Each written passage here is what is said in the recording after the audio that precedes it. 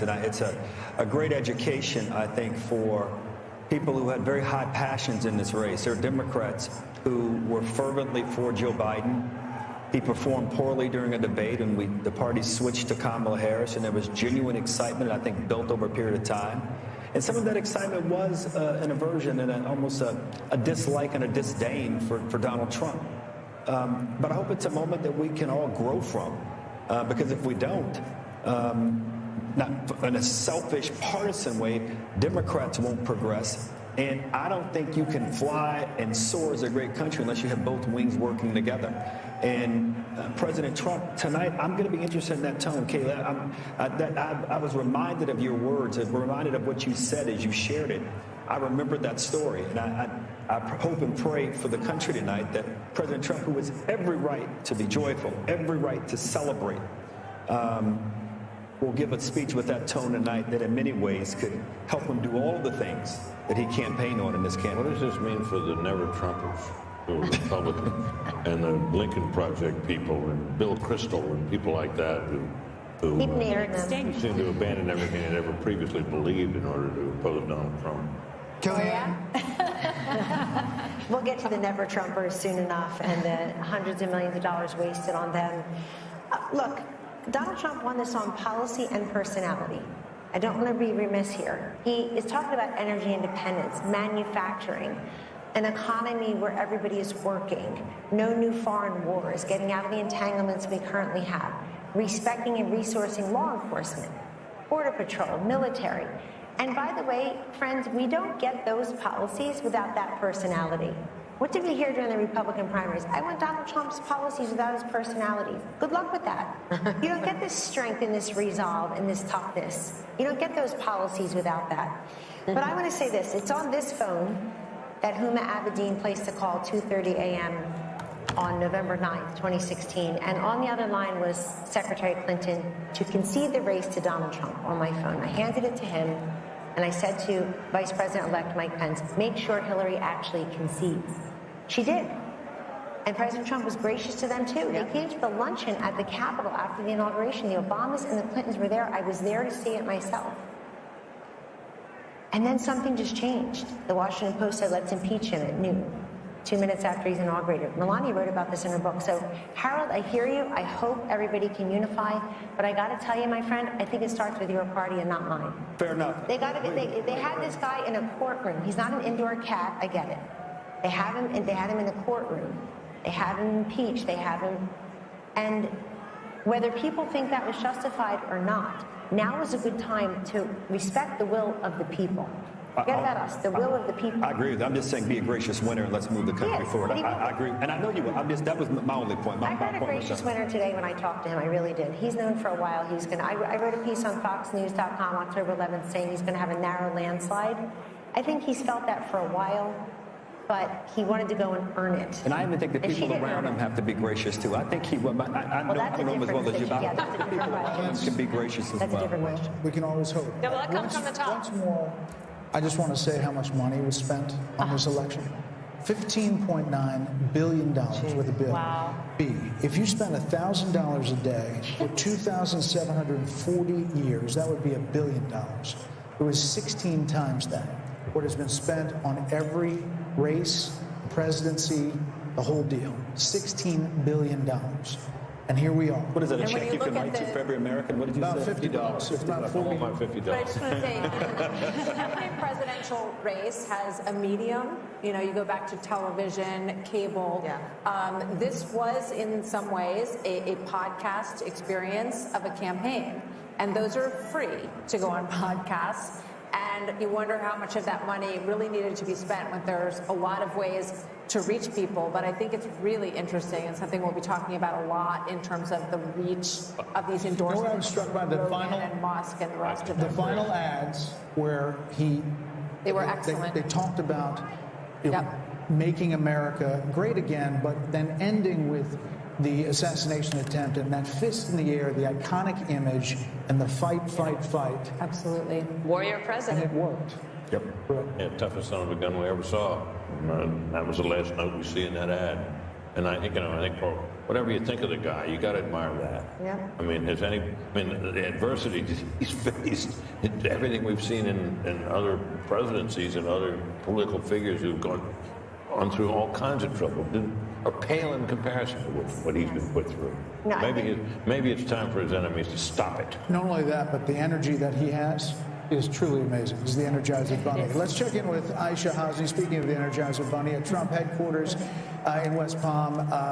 Aisha, this has been a big night all night long. I'm sure it's really getting fever pitch now. A big night, Brett and Martha, a long campaign for the former president, for all of us, the press corps that have been following him around now for more than a year. The crowd went absolutely nuts when Fox News called it here, and people were hugging each other, they were high-fiving each other, that people were on FaceTiming. I think they were just couldn't believe it that this happened tonight and they didn't have to wait days and days and days. We are now awaiting the former president to take the podium. He is here in the building, as is his running mate, now Vice President-elect J.D. Vance. They're backstage. We were told they were going to come out as soon as the election was called, and so now we're just waiting. We asked for a 2-minute warning. I don't know if we're going to get one, but hopefully we will see him soon. And so I just want to add a little bit of perspective, just as a Capitol Hill reporter that's been covering the former president for a while. When I came to Congress 3 years ago, talked privately with many powerful Republicans who did not want to see the former president back in Washington, and then to see the legal battles that he went through and Republicans having to stand up for him. And then he went through the primary process. As Kellyanne Conway just said, he earned it state by state by state, and then came back to Washington in the spring and went to the RNC and claimed the nomination. This is the greatest comeback that I've ever witnessed personally myself. And so I look forward to seeing what he says to the country here tonight and to his supporters. Back to you. Aisha, thank you. The Harris team is now texting to say Vice President Harris will speak tomorrow, and that will be her response to the election results. That's all we have from the Harris team, which is really strange. I mean, from a PR perspective, Dan? No, I also just think it's a shame, because I remember when John Kerry did this to George W. Bush in 2004, and you work so hard, and I know that they're disappointed, but you should concede and let your opponent have their election night, and let everybody that's there at Trump, at Mar-a-Lago, where are they? They're in Palm Beach. They're in West Palm at the They're in West convention Palm Beach, center. At the convention center, like, let them have their moment without anyone. Like, I remember Andy Card had to come in and say, well, yes, we know we won, but we have to wait until John Kerry concedes, and then we all had to traipse back in the next morning and wait, and you don't get that moment. I don't think it's right. And That's not to say there's not going to be a phone call. There could be a phone call tonight, but she's not going to speak public. if there's a phone call, they have to make it public. And then nobody needs to hear from her. So if I were her, I would do it tonight. I mean, they had that Get it over whole setup in front of Get it over with. Yes, all of her people were already there. Everybody was there, and it does feel like you want to just collect the moment right. and do it the way the But they were holding out hope. They were holding out hope that the blue wall could somehow come together, but it's going to be a red wall. 90 minutes before that, they were told to go to bed. I got that text. 90 minutes before all of this, Jen O'Malley Dillon, the Harris campaign person, said, everyone can go to bed and come back tomorrow. So she didn't even address her own supporters. We want her to call President Trump. She didn't talk to the people who were assembled there for hours for her. It just seems very ungracious. By the way, it ended up being a very bad split screen. You probably couldn't see it in here, but they're filing out, and he's expanding his folks, and they're all excited for him.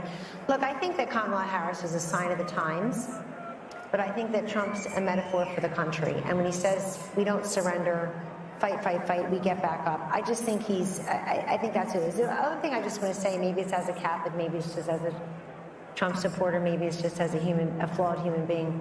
We all get second chances in this life. Rarely do we get a second chance as big as this one. And I have got to believe the man that I know and that Kayleigh worked with is going to work with a certain alacrity and energy to get things done very quickly. What he can do through executive order, what he could do with the Congress, bringing in the governors. No one gets a second chance this big in their lives and just puts it on the shelf like it's a trophy or a gold star. He's going to use that as a platform for good and undo some of these bad policies, and I think do even better.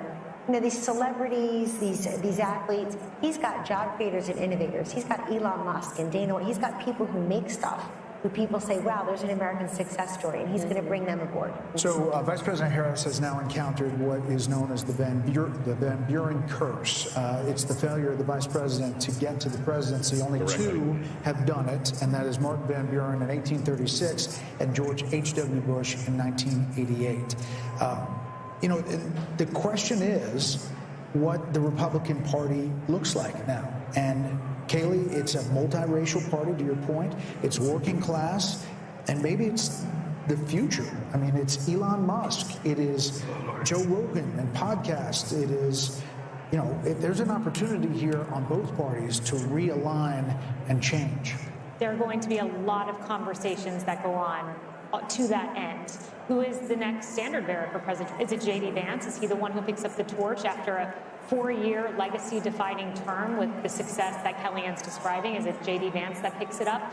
There's going to be a conversation about ground game. I mean, Kamala Harris over the weekend, they were saying they were knocking 1,000 doors a minute, and I have no reason to doubt that. It was an extraordinary ground game, but do ground games matter as much as podcasts? As much as real, authentic, viral moments like President Trump on the garbage truck, or you know, President Trump at McDonald's, these viral moments that really captured the attention of the nation. And what does the Republican Party look like going forward? It's a broad coalition. It's an exciting coalition, and I think if President Trump manifests that working man agenda, no tax on tips, no, you know, limit on credit card interest rate, that's a working man's economic agenda. And if he makes that happen in 4 years, this party may look like this for quite some time. You know, I'm struck when you're talking about the authenticity part of this, because when I think about him with the French fries at McDonald's and standing up with blood on his face, fight, fight, fight. You can't fabricate. No, you know, consultant can create those moments, Trey. Those are organic and they are authentic. And I think that that is something that Kamala Harris fell really far short on in terms of the authenticity measure. Yeah, if you had told me that a billionaire from New York would be able to connect with middle America, I would have questioned that. To my friend, the gentleman from Tennessee, autopsies are painful, especially when the patient's still alive. I wonder what the Democrat Party is going to go through in the next weeks and months, because this was a loss that I don't think anyone saw coming, not to this magnitude. So what does the autopsy look like if you're a Democrat? It's painful, but you have to have one. How did you lose, and how did you lose this soundly? The easiest way to do it for them would be to simply say, if Joe Biden hadn't clung to the job, clung to the nomination, and hidden his condition with a lot of help, they could have had an open nominating process and gotten a more attractive nominee But I don't know who would have been freer to walk away from Biden policies and would have had a better shot. I mean, I think that's the easiest, simplest solution. But I'm not sure that's where they'll go. But that makes sense. I don't think you can pass over an African-American female, which is a very loyal constituency for the Democrat Party. I don't see how they could have passed over. But if he left the office and she'd run, she would have been put through a different process and would have had competition, and the whole thing would have been different. You know? But I mean, Harold, you have a Democratic Party that's pretty old. I mean, you have Nancy Pelosi and Chuck Schumer and Joe Biden. You got Andy Beshear, you got Josh Shapiro, you got Gretchen Whitmer. That's a different kind of Democrat, and that is not the progressive Democrat that wins in a primary. So is it going to be a change in your party? Well, we nominated a Bill Clinton and a Barack Obama who were not from the old days party. So I think we'll do that. Look, tonight, what happened this evening and what's happened over the last year has been described. There were those on this panel who didn't believe that this resurrection could have occurred. So if this can happen, things are possible in politics if you're willing to change and willing to have courage and determination. And whatever Democrats or anybody want to say about this guy who's been elected our president, he personifies that courage and determination and persistence. So I think, Trey, you were asking a serious question, and Britt gave a very serious answer. I think that's going to be part of the answer. And we've got to look long and hard about whether or not the way we campaign sometimes with identity politics, then at the end, is that the right way to do it? But before you get there, you got to get a purpose and a message. And we'll get there. We've got a long history of figuring these things out as a nation, as a party, and we'll figure it out this time. So the carnage speech got a lot of attention at the inauguration. Do we think that Oh, yeah. this speech, I was going way back. we're actually told that the teleprompters have been removed from the stage, so we could be in for a long haul here. We don't know. But what do you think? You know, he's coming, but there may not be I'm saying he goes off the teleprompter anyway, but he, the other night at the Al Smith dinner, he was upset that there were teleprompters, because he doesn't want to use them. So. Right. So, Dana, what does this speech look like? This one right now? Yeah. I think look, I don't know. He's one of the most unpredictable people, too. So I think that's why we're all here, and I'm wide awake, and I've been awake for almost 24 hours now. And I am curious to see. I think I wasn't just thinking about this speech. I'm thinking about the inauguration speech, which would be 8 years since Carnage speech. He has a wide range of the types of speeches that he can give. If you think even within a speech, there's range. If you think about the RNC convention, it started off with like, oh, wow, yeah. And then after a while, it was like, wow, he's still talking. It was like so long, and it kind of got off script, and people thought, oh, he kind of lost opportunity. But he didn't. I think if you look at these people who would take off work, drive somewhere in the middle of the night to go and get in line to wait for hours, to then stay at a rally for hours, and part of the things he has done as well is created this camaraderie amongst people so that you could go to a place where you're not afraid to wear your red MAGA hat, and you could say, I'm not the crazy one. I'm not the only one who thinks the way that I do. I can actually have friends, and that doesn't mean that there shouldn't be outreach to the other side. I believe in love thy neighbor. I love all of that. But he has created something special here, so I kind of want him to take a victory lap tonight. I don't think this is necessarily the moment for unity, especially when she won't even concede and give him the night to celebrate. Yeah. Kellyanne, you were looking at the popular vote. He's still up, and could finish up. And part of it is because he did run up the totals in places I was looking at, even the rural counties in Pennsylvania. He was going to win them by significant double digits, but he won them that much more. I think running up the totals in Florida, which was a swing state not that long ago, over 1.1 million votes or so. Haley, right, your home state.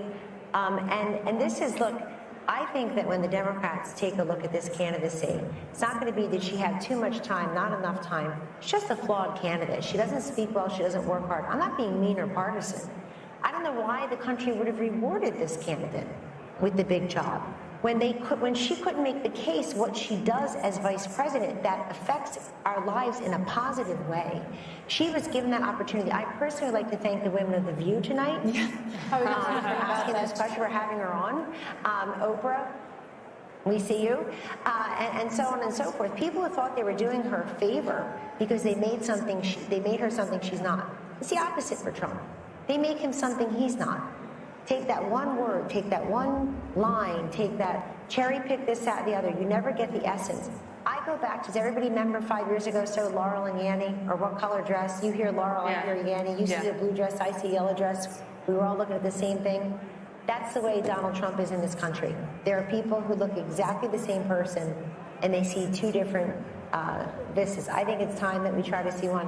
Look, I don't know who said it earlier. I'm a little worried about the reaction of the Democrats and the common people here. I'm very worried. I think that there are a lot of unhinged people across the political spectrum, and we gave very little quarter to how many anti-Kamala voters are out there. I don't want to hear the words racism and sexism. It's eyesight and hearing. We were listening and watching her. And I'm very worried that we've not talked a lot about how violent people may be and angry because she lost. Right. I'm afraid of that. Right. I mean, I can just imagine thinking about The View, and a week or so ago, they were saying, what is wrong with someone who would vote for him? Michelle Obama. And Joe Scarborough saying, we weren't raised like this. Who raised these people? So I can only imagine what tomorrow is going to look like. I will say when we talk about The View, what comes to mind is we mentioned the carnage speech that President Trump gave at his inauguration. And my mind automatically went to the unity speech that Biden gave, and he mentioned unity a half dozen times. But when you think about what we got over 4 years, there was the garbage comment that didn't come in isolation. There were all kinds of comments. Neanderthal was one of the first words he used to describe those who opposed his COVID edicts. The Mark Cuban comment, he was an official surrogate of the Kamala campaign. And for, as mean as some of President Donald Trump's tweets have been, and people have problems with it, one thing I've challenged Democrats to find is one example of him disparaging the country, half of the country, and that's something he has not done. And so I expect you'll hear a unifying tone, and I expect you're going to see a very successful presidency, and one untethered maybe from some of the things that were holding him back. What comes to mind is an Oval Office meeting that we had where Dr. Fauci was urging him not to open the country. And I watched President Trump fight vociferously, saying people are losing their jobs. We must open the country. He wanted to do it sooner than he did. I think that Donald Trump, who goes with his instincts, is going to be a Trump that ultimately leads a very successful country in second term. Martha, Joe Biden mentioned the word unity more in his inaugural address than any president, I think, except one. If he's serious about that, he'll pardon Donald Trump. He'll also pardon his son. And then he'll put pressure on Georgia and New York to end this lawfare. If there is any silver lining tonight, it is that lawfare actually helps the person that you are trying to go after. We need a justice system. The lady needs to wear a blindfold for a reason. We got to stop this prosecution of our political enemies. I mean, literally, his polls will be the Attorney General. Absolutely. We need a really solid Attorney General. John Ratcliffe. You can do it. Sorry, John. Sorry, John. I apologize. Sorry. There will Mike be Johnson. a lot of talk about cabinet members, Treasury Secretary, Secretary of State, Secretary of Defense. You've got Tom Cotton, Mike Pompeo. You have. Well, you also have a Republican bench. And sometimes, like you were saying, that the Democratic Party is quite old right now. There's not a great bench, although there are some, and especially, but when you take governors out of states, then you leave a hole, and then you have to build up that bench back up. But the Republican bench is pretty strong right now. There you see Doug Burgum and Vivek Ramaswamy, Steve Wynn, his lovely wife Andrea. So people are there waiting for the former president. Britt would like to know where he is. He's watching us. Can we say tonight, though, Harold, that the melting pot still works? That Hispanics, Black Americans, working class Americans, standing up, asking what their government is going to do, asking their government to see them and their concerns, that it works, that this is American democracy in our republic working. The process works. I think as we get a final account of the numbers and the coalition that President Trump won with this time, I think it'll be one that will be for the history books. President Bush, I think, got 40+% of the Hispanic vote. George Bush, W. Bush, and it looks like President, at least the preliminary numbers suggest that. But as much as we talk about the unconventional aspect of this was conventional also. People believed him. He resonated with voters. He resonated with communities, rural communities, urban communities, suburban communities across the country. And I congratulate him tonight. I didn't want him to win, but I congratulate him on his victory and wish him the best for my country. And I can only hope that the concerns that are articulated by my dear friend Kellyanne, that they're not realized. I hope that my party and my friends, and for that matter, Republicans alike, that we're all able, once we get past the moment here, the 24 hours of excitement and joy and celebration, to understand that what we're really celebrating is the greatest experiment to have ever come to existence. It will celebrate 250 years of its own existence in 2026. So those are my thoughts, Brett. I'm struck by the issue that of abortion, because it was talked about so much, and it was presented as if, you're a woman and you are not going to support her, then you hate all women. They said that husbands, were hateful towards their wives and the women in their lives if they didn't support this candidate. And I think it just goes to show that kind of, manipulating, it doesn't win. And narrow casting us based on our gender. I think Kamala Harris was talking to us from the waist down, and I think Donald Trump was talking to us from the waist up as well. That's where my eyes, my ears, my heart, my brain, and my big mouth are.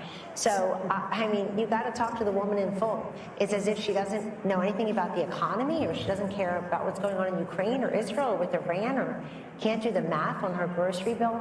It's an insult. Of course people care, but we care about many things. Just as we are not monolithic in life, we're not monolithic thinkers politically. But you know, Martha, something else happened. They put these ballot initiatives on to try to gin up turnout for the Democrat. And they did that, and it kind of backfired. Look at this popular vote. And it backfired. The other thing is, if you've got 10 abortion ballot initiatives, you can vote your conscience on abortion, and you can vote separately or similarly for president. The presidential race was not a proxy for your position on abortion. By the way, somebody sent me the statistics. Over $500 million spent on ads about abortion. $500 million in this country out of the $16 billion Brett is talking about. $37 million for pro-lifers. The rest was the pro-choicers. I mean, it's just insane amount of money. So we've spent a lot of time talking about markets tonight and the betting markets. Trey, at this point, it's at about 66% that Republicans hold on to the House as they're ticking down the possibilities, and they look at these coattails with not only the popular vote, but what could be and is shaping up to be an electoral college landslide. Should he control the White House, the Senate, and the House, like he did at the beginning in 2016, the possibilities open to a lot of things. Yeah, I was there in 2016, and we had everything but an agenda. That mistake will not be made this time.